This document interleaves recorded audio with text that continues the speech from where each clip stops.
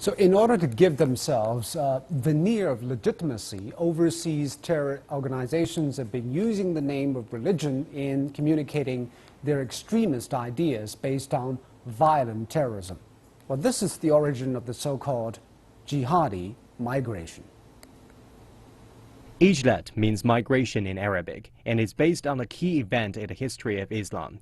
In 622 AD, when Muslims were being persecuted, Muhammad was forced to lead his followers on a migration from Mecca to Medina. This allowed them to build up their strength and lay the foundation for the ultimate conquest of Mecca. This historical event is known as the Ijrat. The Prophet Muhammad then told his followers, Mecca is conquered, and so the Ijrat is over. This historical event has been distorted by the terrorists and redefined as the fighting for what's right. They had combined it with jihad, which originally advocated people overcoming their desires to create the so-called jihadi migration.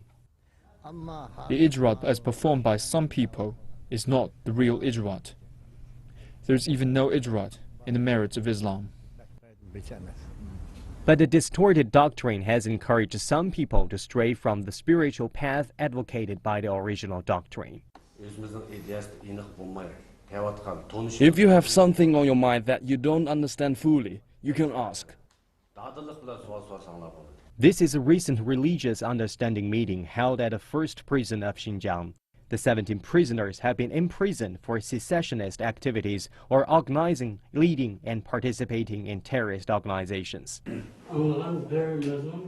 I have a question that has been troubling me for a long time. I can read the Quran, but I don't understand it. Could you explain to me the meaning of a word?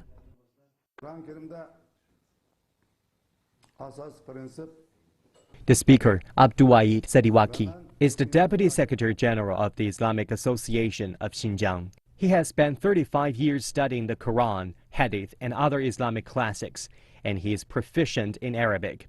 He has addressed more than 100 religious understanding meetings like this and has conducted extensive research on the causes of crime and ideological trends of inmates in violent terrorist cases. He has discovered that most of these people lack the most basic religious knowledge. The terrorist organizations take advantage of any fanatical and bigoted tendencies they show. Mehmetili Kamirdan, who is serving life in prison, is one such case. They do this to promote their own political ends by taking advantage of people's honest feelings for Islam.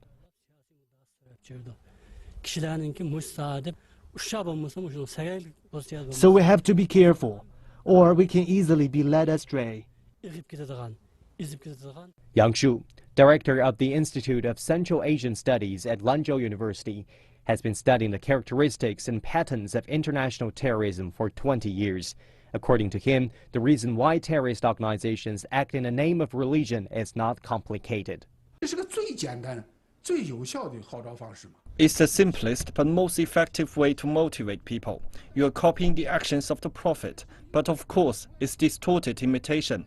The Prophet did not advocate, never advocated violence. They copied the migration, but they invented this distortion of jihad. Yang Shu argues that tampering with doctrine is a common ploy used by terrorist organizations in recruiting.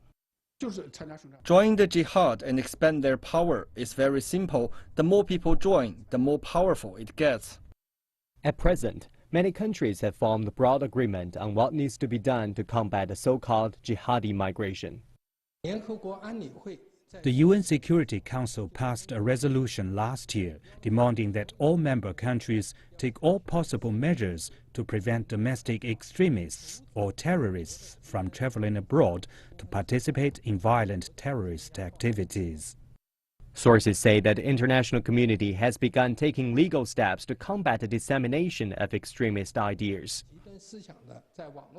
As for activities like spreading extremist ideas, including on the internet, this was maybe a very weak point in many countries' anti-terrorism laws. Now these activities are also covered by the related laws on extremism.